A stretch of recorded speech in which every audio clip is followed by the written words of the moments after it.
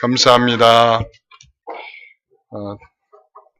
참 좋은 제목인 것 같아요. 우리는 한 가족.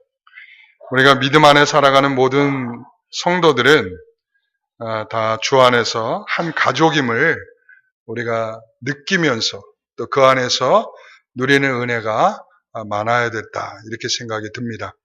오늘 함께 나눈 말씀의 제목은 하나님이 베푸는 상에 앉으라 라고 하는 제목으로 말씀을 함께 나누려고 합니다. 우리 조금 전에 읽었던 시편 23편 5절 말씀을 다시 한번 읽어보겠습니다. 한 절뿐이 되지 않으니까. 이거 암송구절이라고 그랬죠? 그러니까 외우듯이 다시 한번 읽어보겠습니다. 시작. 주께서 내 원수의 목전에서 내게 상을 차려주시고 기름을 내 머리에 부어주셨으니 내 잔이 넘치나이다. 아멘. 저는 사실 이 시편 23편 5절의 말씀을 굉장히 좋아합니다. 제가 지난주 한 주간 동안에 우리 새생명 축제가 끝나고 난 다음에 제 마음속에 계속 이 말씀이 제 안에 있었습니다. 시편 23편 5절의 말씀을 제가 묵상하면서 떠오르는 게 있습니다. 이 시편 23편을 묵상할 때마다 저는 떠오르는 장면이 있는데 그게 뭐냐면 이스라엘에 가면 사해 서쪽 중간쯤에 엔게디라고 하는 곳이 있습니다. 엔게디. 이 엔게디는 정말 특이합니다. 바로 그 옆은 유다의 광야입니다. 광야가 쫙 펼쳐져 있는데 어디에서 물이 발원됐는지 알 수는 없는데 그 꼭대기로부터 물이 폭포가 흘러내리고 그리고 물줄기가 쫙 흘러내립니다. 그런데 이 엔게디 하면 정말 이 아가서에서 나오는 것처럼 나의 사랑하는 자는 내게 엔게디 포도원, 그 다음에 고베라 송이 같다, 이렇게 표현하는 것처럼 당시에 이 엔게디 안에는 포도원도 많았던 것 같고 여러 꽃들이 아름답게 피는 그런 정말 이 유대 광야에 볼 수 없는 굉장히 독특한 장소입니다. 이 장소는 다윗이 사울을 피하여 도망쳤던 장소이기도 합니다. 그리고 다윗이 사울을 죽일 수도 있었는데 죽이지 않고 옷자락만 뱉던 장소이기도 합니다. 자기를 끊임없이 괴롭히고 자기를 끊임없이 쫓아오면서 자기를 죽이려고 하는 이 사울이라는 사람에게 복수하듯이 그 사람의 목숨을 끊고 이렇게 모든 걸 끝낼 수도 있었는데 그렇게 하지 아니하고 이 엔게디에서 이 사울의 옷자락만 베고 그저 계속 도망만 쳤던 다윗의 모습입니다.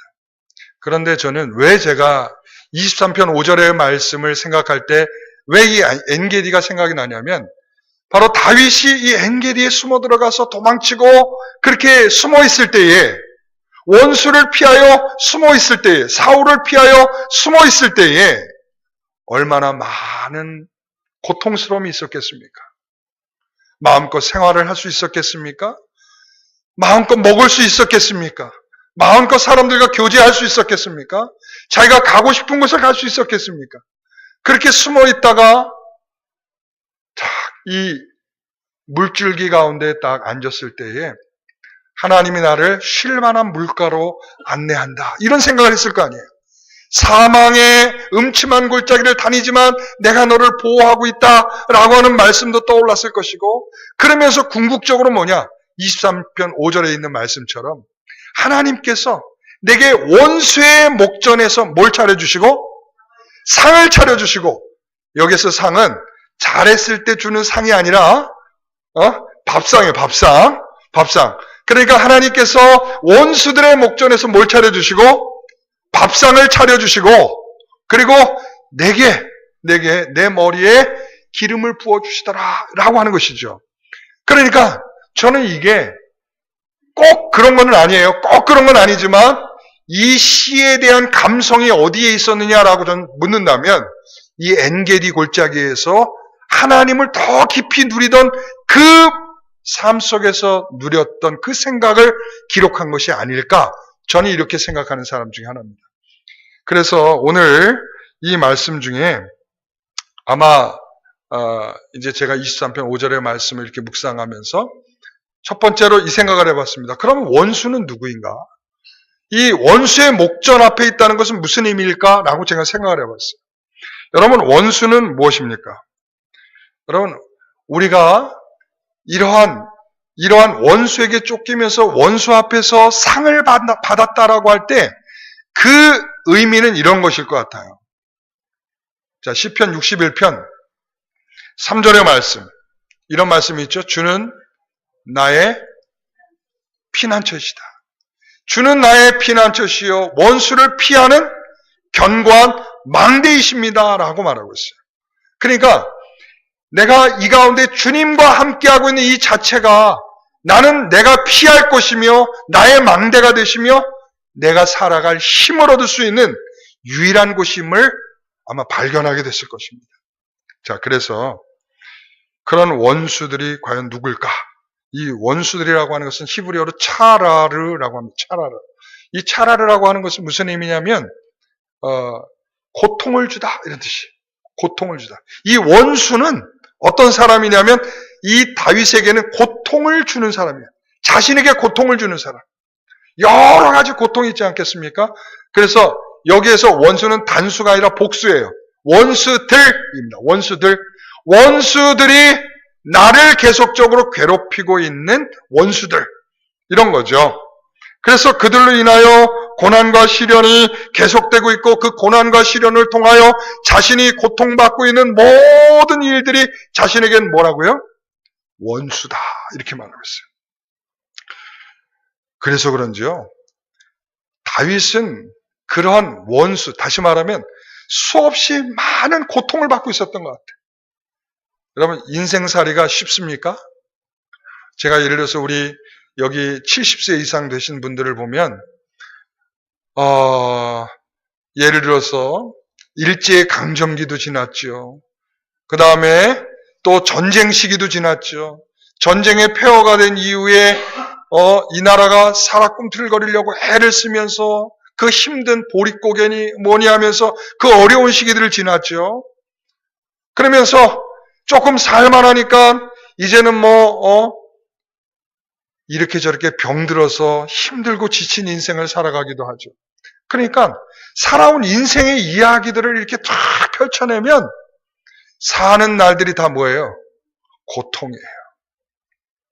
그러니까 그것을 대변해 주듯이 이 시편에 보면 제가 그래서 인터넷에 검색을 해봤어요. 여기 안에 원수라는 말이 몇 번이 나올까? 그랬더니 92번이 나오더라고요.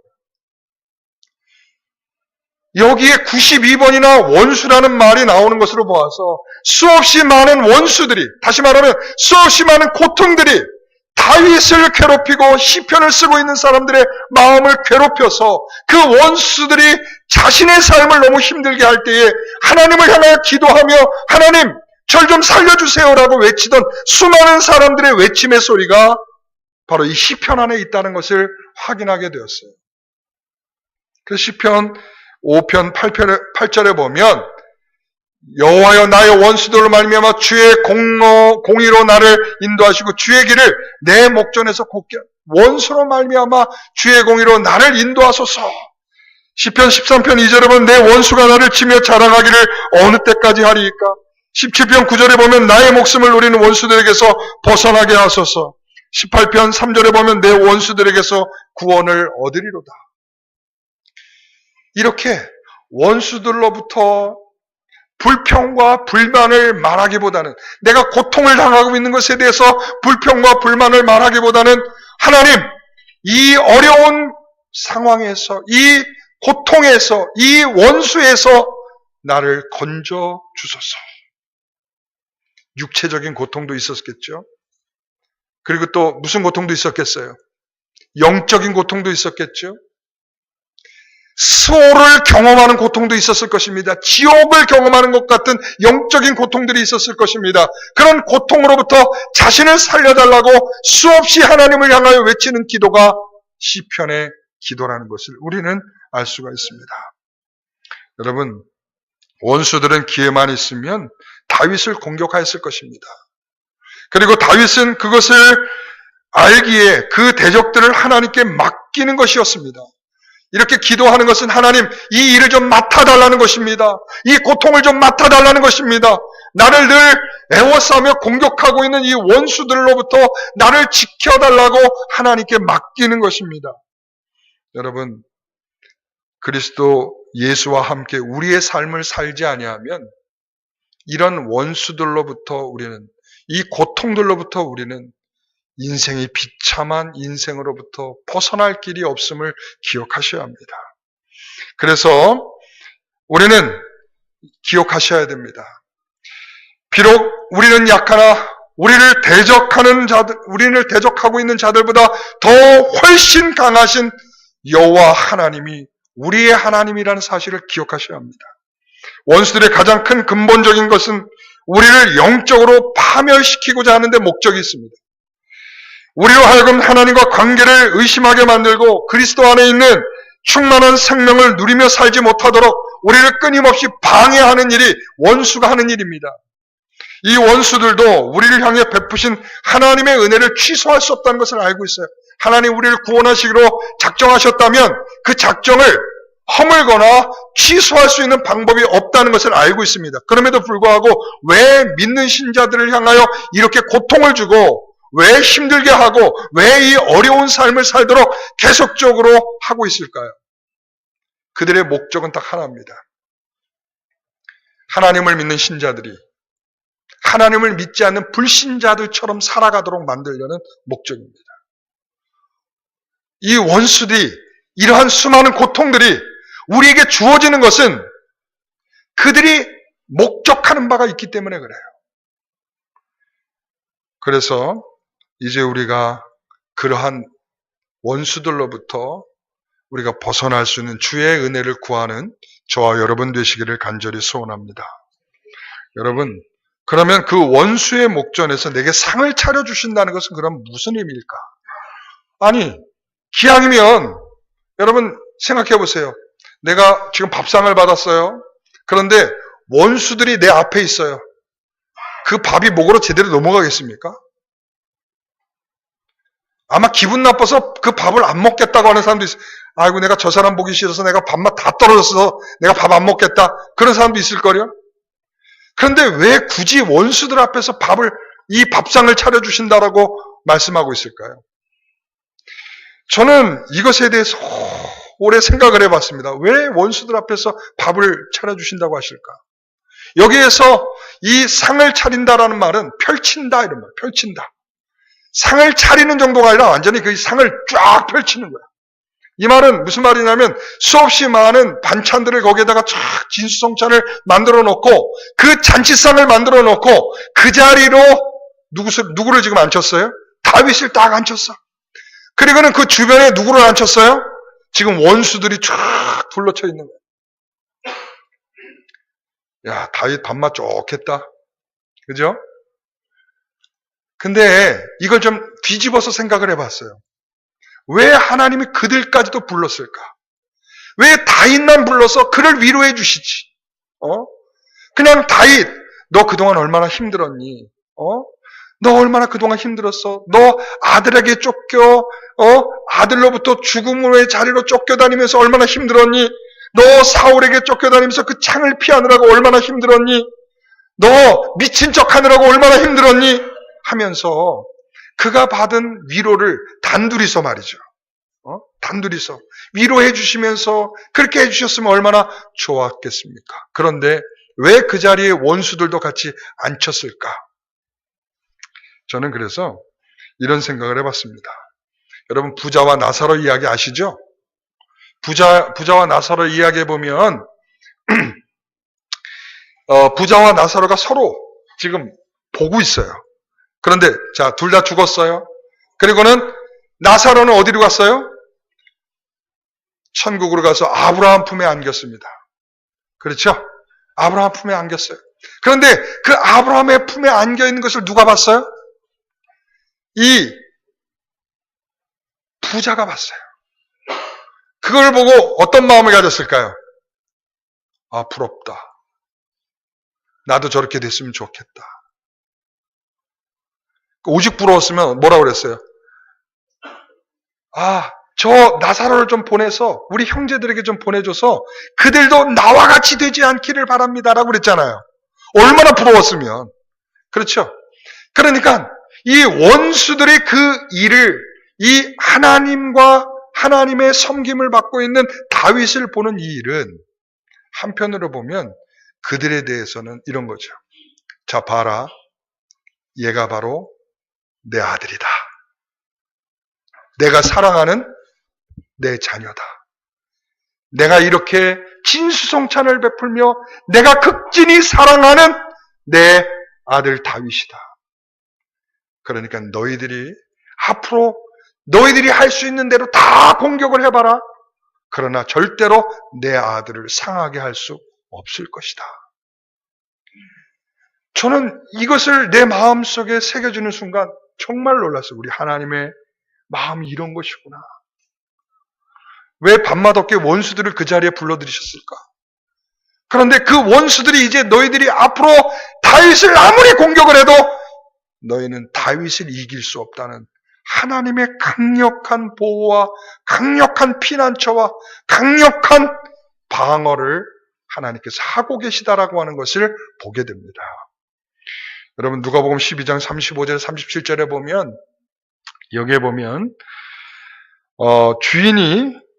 주인이 혼인집에서 돌아와 문을 두드릴 때에 그때에 기다리고 있던 사람들이 있었어요. 37절 말씀을 보면 주인이 와서 깨어 있는 것을 보면 그 종들은 주인이 왔어요. 그때 주인이 잔치집에 갔다가 돌아왔을 때에 그때에 깨어 있는 사람들이 있었어요. 깨어 있는 종들이 있었어요. 그 깨어 있는 종들은 뭐라고 말하냐면 그 종들을 보면서 주인이 말합니다. 깨어 있는 자들은 복이 있을 것이다. 이렇게 말했어요. 그러면서 그들을 다 앉히시고 난 다음에 그들에게 뭐예요 이거? 예? 앞치마를 딱 두르시고는 이 주인께서 상에 딱 앉히고 그를 위해서 만찬을 준비해 주십니다. 이게 바로 종말의 그림이에요. 이 종말의 비유를 하시면서 끝까지 깨어있는 자들은 그리고 나를 끝까지 기다리는 자들은 나를 끝까지 소중히 여기며 사랑하는 자들은 내가 너희들 이와 같이 섬기며 그들을 위해서 사랑할 것이라고 말씀하고 있습니다. 오늘 다윗은 바로 그 기쁨의 상에 앉아 있는 것입니다. 기쁨과 즐거움으로 그 상에 앉아 그 아버지 하나님께서 그를 섬겨주시는 그 놀라운 섬김을 받고 누리고 있는 것입니다. 저는요, 이것을 이렇게 말하고 싶어요. 이것이 바로 하나님과 다윗의 관계의 복이다. 무슨 복이라고요? 관계의 복. 여러분, 아버지와 아들로서의 복이죠. 그렇죠? 자녀와 부모로서의 복입니다. 자녀가 부모가 있음에 대한 감사요 그 복입니다. 아브라함이 하나님이 나의 복이십니다라고 고백하는 것처럼 오늘 우리에게도 이런 복이 있기를 소원합니다. 관계의 복입니다. 그 상에 앉았다라고 하는 것은 바로 내가 그분의 자녀입니다라고 하는 관계의 복을 누리고 있는 것입니다. 그래서 이 관계의 복은 하나님과 관계없이 살아가는 모든 인생들에게 있어서는 그럼 우리가 시편 1편에 뭐라고 그래요? 악인과 의인을 구분하지 않습니까? 그때에 악인들은 어떤 사람들이에요? 바람에 나는 겨와 같이 다 날려버릴 인생들이라고 말하고 있어요. 그러나 거기에서 참된 의로운 인생을 뭐라고 합니까? 밤낮 쥐하로 묵상하면서 그 뿌리를 그 샘 깊은 곳에 박고 날마다 풍성한 결실을 맺게 되는 그런 나무라고 말하고 있습니다. 여러분 우리는 그 상에 앉았다라고 하는 것은 나는 포도나무에 너희는 가지라고 하는 바로 나의 나무로부터 정말 생명을 공급받고 그리고 나무로부터 살아있는 영양분을 공급받아 아름다운 열매와 아름다운 잎사귀와 아름다운 꽃을 맺게 되는 그런 귀한 생명력을 얻게 되는 자리를 바로 이 상이라고 할 수 있는 것입니다. 원수의 목전에서 바로 하나님은 그런 관계의 복을 누리게 하시는 겁니다. 관계의 복. 그래서 바로 하나님이 나의 아버지십니다로 인하여 복을 누리는 것입니다. 여러분, 그래서 우리가 그런 것을 놓칠 때 하나님이 이스라엘 백성들에게 정말 아주 혼을 내주셔요. 하나님께서는 내가 너의 아버지라는 것을 잊었느냐? 자, 이렇게 말하죠. 예레미야 2장에 보게 되면 예레미야 선지자는 하나님 안에 있는 부여함을 버리고 하나님의 영광을 세상이 사랑하는 우상과 바꾸며 살아가는 자들을 향하여 이렇게 말씀하십니다. 나의 백성은 그의 영광을 무익한 것과 바꾸었다. 자, 나의 영광을 뭐와 바꿨어요?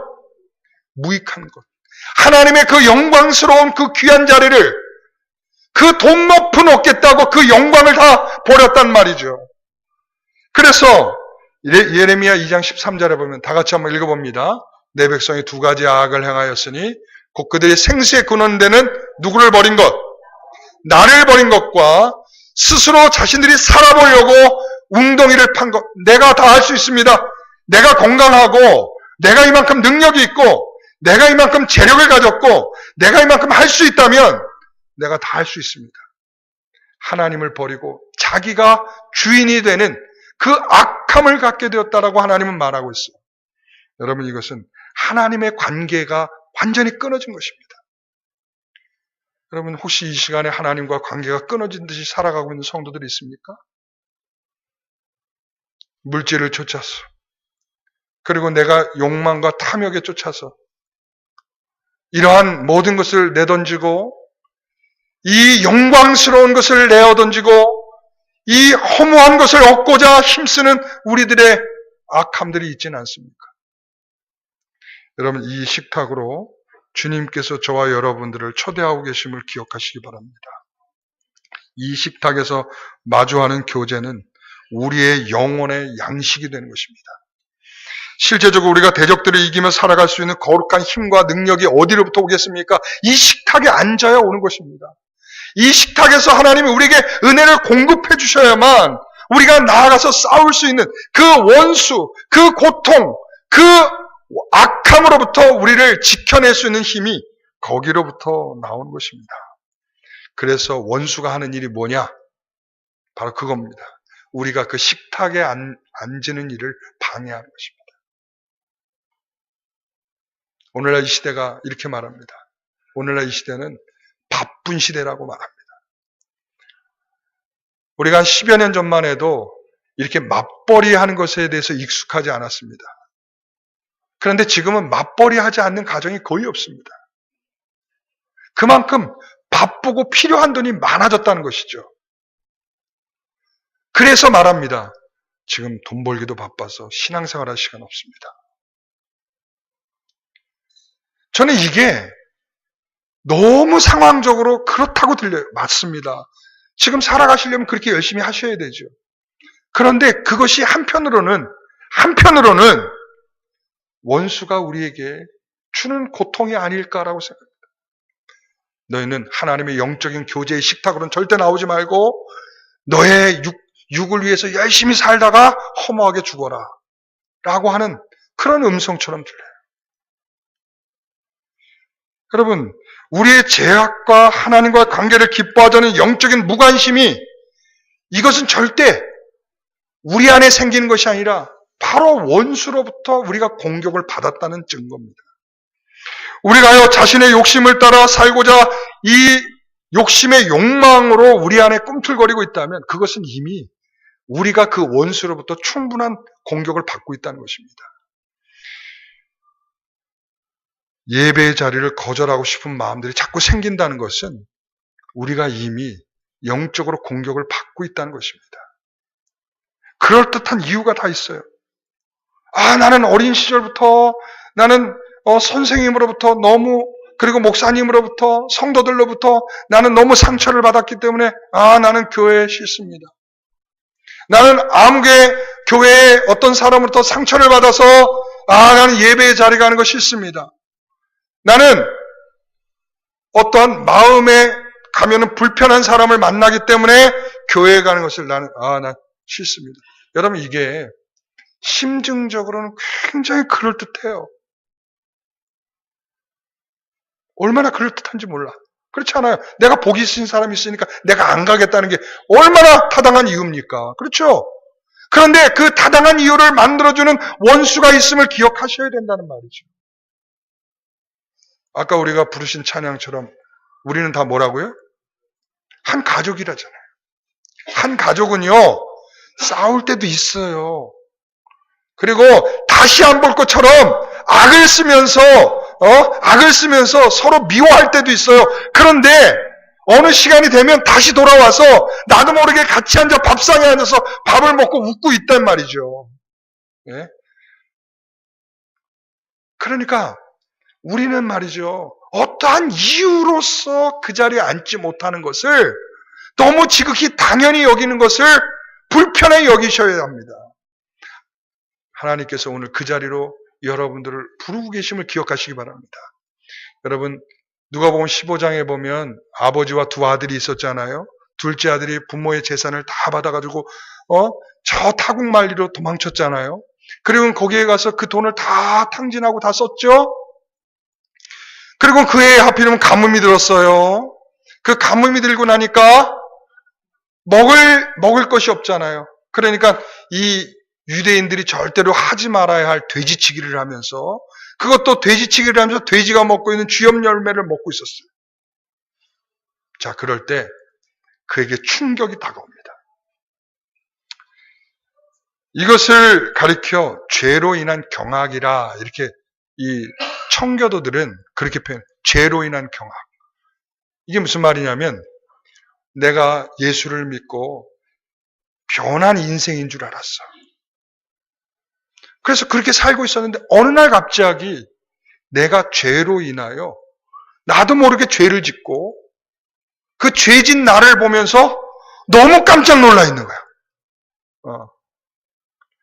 여러분 오늘 이 사람이 바라는 것은 뭐예요? 내가 원하는 바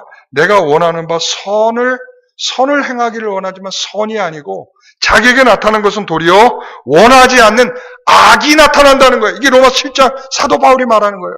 내가 원하는 것은 뭘 원해요? 내가 원하는 것을 뭐를 원해? 선을 원해. 그런데 도리어 뭐가 나타나요? 악이 나타난다는 거예요. 내가 절대 원하지 않는 악이 나타난다는 거예요. 여러분 우리가 신앙생활하면서 우리가 하나님의 은혜를 받고 우리가 새로운 인생이 되고 변화되어서 살아가야 되는데 어느 날 보면 내 인생이 고꾸라져 있고 자빠져 있는 나를 보게 되는 거야. 바로 이 둘째 아들이 말이죠. 내가 어떻게 아버지를 저주하고 아버지의 자산을 다 가지고 와서 거룩한 일이 아니라 이 악한 일을 위하여 창기와 놀아나며 이것을 다 돈을 탕진하며 이 더러운 인생이 되었을까? 자기를 보고 깜짝 놀랐을 거예요. 여러분은 그럴 때 없어요? 그러면서 그는 생각했습니다. 나는 아버지께로 돌아갈 수 있는 아들이 아니야. 난 아버지께 돌아가봤자 아버지의 아들로 살 수가 없어. 그러면서 그가 생각한 마지막 생각이 뭔지 아세요? 나는 그냥 아버지의 종이라도 한번 돼볼까? 라는 생각이었어요. 아니, 아버지의 종이 돼볼까라는 마음이 생기는 거예요.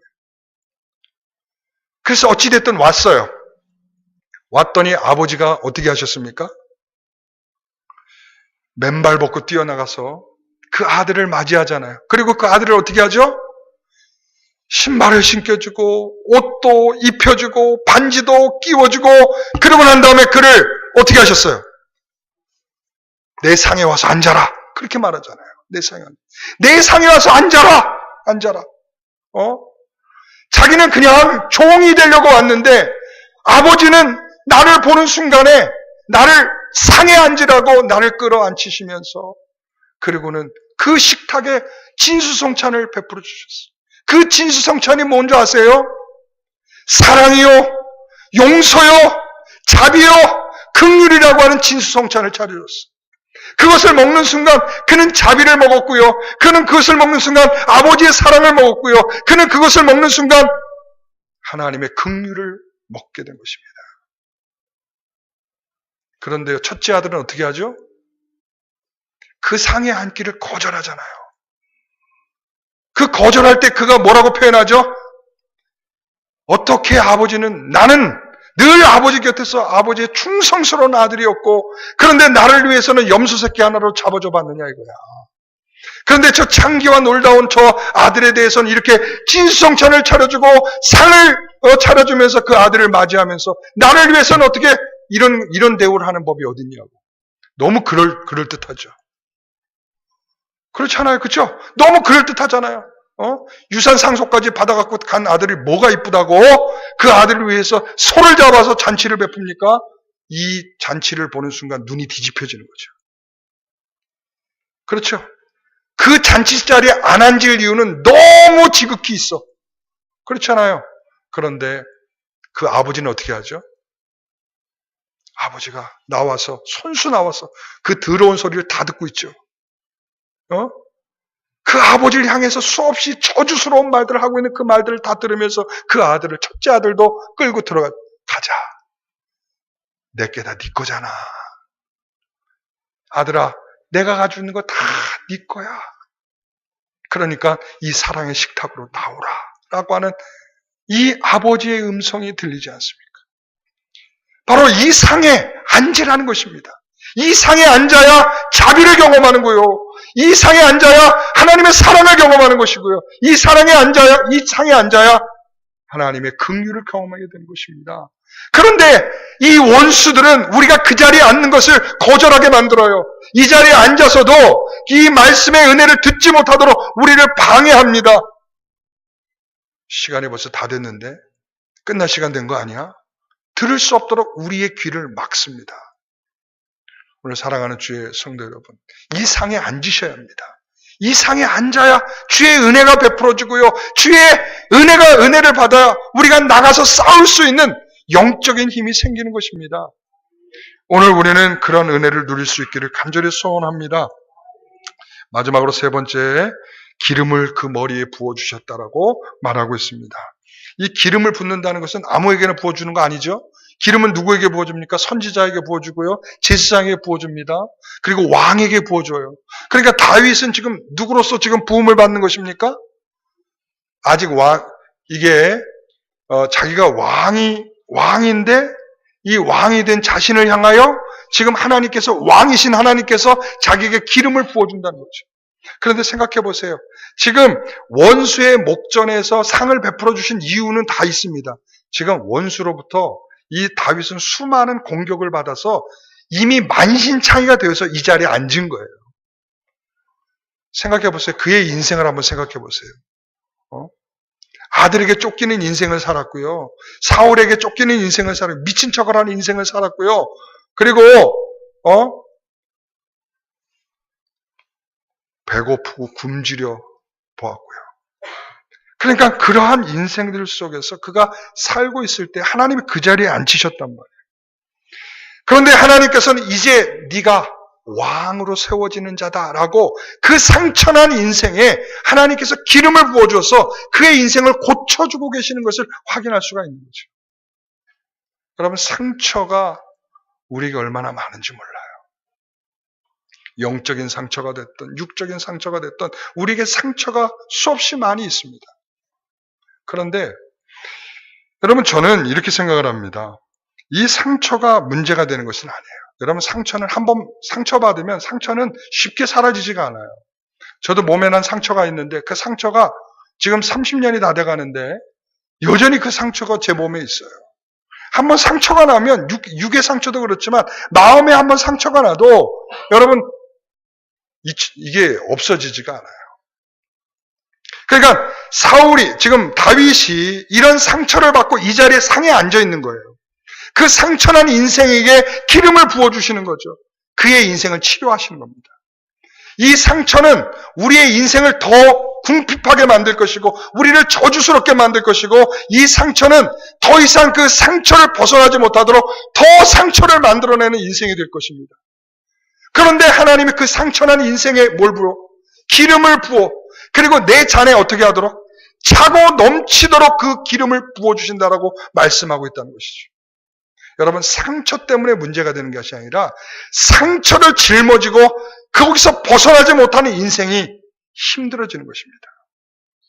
저는 이렇게 말하고 싶어요. 상처가 있다는 것은 부끄러움도 아닙니다. 그렇다고 자랑할 일도 아닙니다. 여러분, 지금의 그 상처가 계속적으로 지배받고 있다면 여러분들은 지금 문제가 심각한 것입니다. 그 상처를 싸매어 주시며 그 상처에 기름을 부어주시는 그 하나님의 놀라운 은혜가 저와 여러분의 있기를 소원합니다. 그 상처를 싸매어주고 더 이상 트라우마로 느끼지 아니하고 더 이상 그것 때문에 움찔하지 아니하도록. 여러분, 다윗은 아마 아들만 봐도 경기일 수도 있어요. 그리고 창끝만 봐도 두려워서 떨 수 있습니다. 그런데도 그 창끝을 보면서도 이 다윗은 하나님의 은혜로 그 모든 것을 딛고 일어나 살아갈 큰 힘을 얻지 않았겠나 이렇게 생각합니다. 오늘 하나님께서는 이 말씀을 통해 우리에게 선택하라고 하시는 것 같아요. 너 상처를 가지고 계속 그렇게 살아가든지 아니면 그 상처를 싸매해 주시는 주님을 바라보며 그 은혜 가운데 살아가든지 둘 중에 하나를 선택하라는 거, 그런 말씀으로 들려져요. 오늘 사랑하는 성도 여러분, 우리는 모두 상처 없는 사람이 없어요. 그렇습니다. 저도 어느 때는 제가 이런 말을 처음 합니다만 우리 영광교회를 그만두고 싶을 만큼 상처를 입었던 적도 있어요. 그런데 그 상처를 싸매 주시는 하나님의 은혜 때문에 제가 기쁨과 감사로 지금을 견뎌내고 있는 것 같습니다. 우리는 모두 상처가 없는 사람이 어디 있겠어요. 살아가는 그 날이 상처고 그 살아가는 날이 집에 돌아가면 아내와 남편 간에, 자녀와 부모 간에, 그리고 우리 이웃 간에, 우리가 일하는 거래처 간에 우리는 수없이 많은 상처를 받을 수밖에 없는 삶의 상황 속에 살아가고 있어요. 그러나 내 상으로 나오라. 그리고 내 은혜를 받으라. 내가 너에게 기름을 부어주리니 네 상처를 싸매어 주리라 하시는 주님의 은혜를 저와 여러분들이 다 누리면서 살아가시기를 간절히 소원합니다. 주의 은혜가 있기를 간절히 소원합니다. 기도하겠습니다. 우리 찬양, 우리 다 일어나셔서 우리 오직 예수뿐이네 찬양하고 우리 잠시 기도하고 축도하겠습니다.